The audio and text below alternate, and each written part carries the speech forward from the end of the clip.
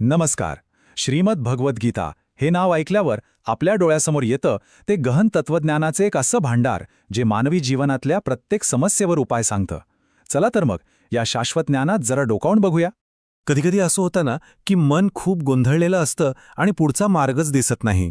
अशा वेळी नेमकं काय करावं हा प्रश्न आपल्या सगळ्यांना कधी ना कधी पडतोच.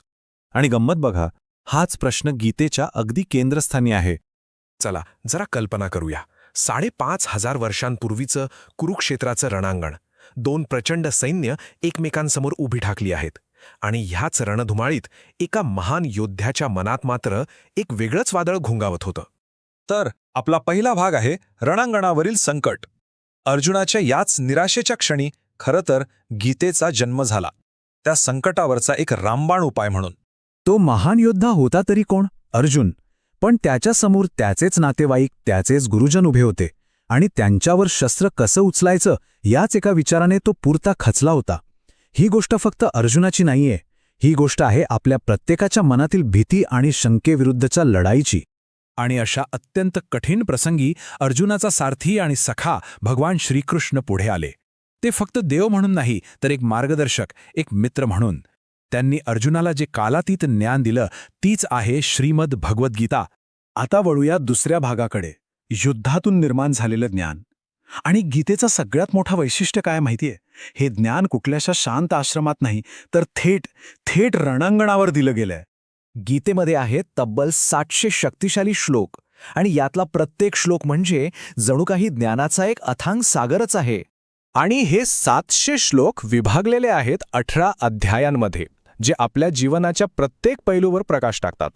आणि सगळ्यात महत्त्वाचं, हे ज्ञान फक्त विचार करण्यासाठी, चिंतनासाठी नाहीये, तर ते कृतीसाठी आहे.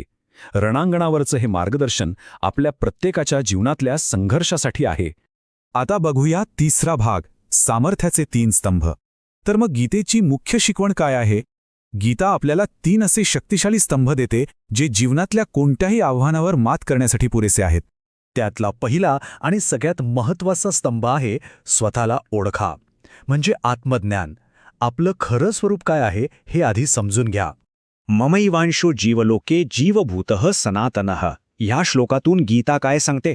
तर या जगातला प्रत्येक जीव हा त्या परमेश्वराचाच एक सनातन, म्हणजे कधीही न संपणारा अंश आहे. याचा सरळ सोपा अर्थ काय? तर आपण म्हणजे फक्त हे शरीर नाही, आपण एक अमर आत्मा आहोत. आणि ज्या क्षणी हे ज्ञान मिळतं ना, त्या क्षणी मृत्यूची भीतीच संपून जाते. गीता आपल्याला आपली खरी ओळख, जी कधीही बदलत नाही, ती शोधायला मदत करते. आता दुसरा स्तंभ, स्वतः स्वतःचे उद्धार करते व्हा. हा आहे आत्मनिर्भरतेचा स्तंभ, म्हणजे आपली जबाबदारी आपण स्वतः घेणं. उद्धरेदात्मनात्मन हा श्लोक म्हणजे जणू काही आत्मसबलीकरणाचा एक महामंत्रच आहे. याचा अर्थ सरळ आहे, स्वतःचा उद्धार स्वतःच करा. कुणीतरी येईल आणि आपल्याला वाचवेल याची वाट बघत बसू नका. स्वतःच कृती करा, स्वतःवर अवलंबून राहा. हा गीतेचा एक खूप मोठा आहे, खूप शक्तिशाली संदेश आहे.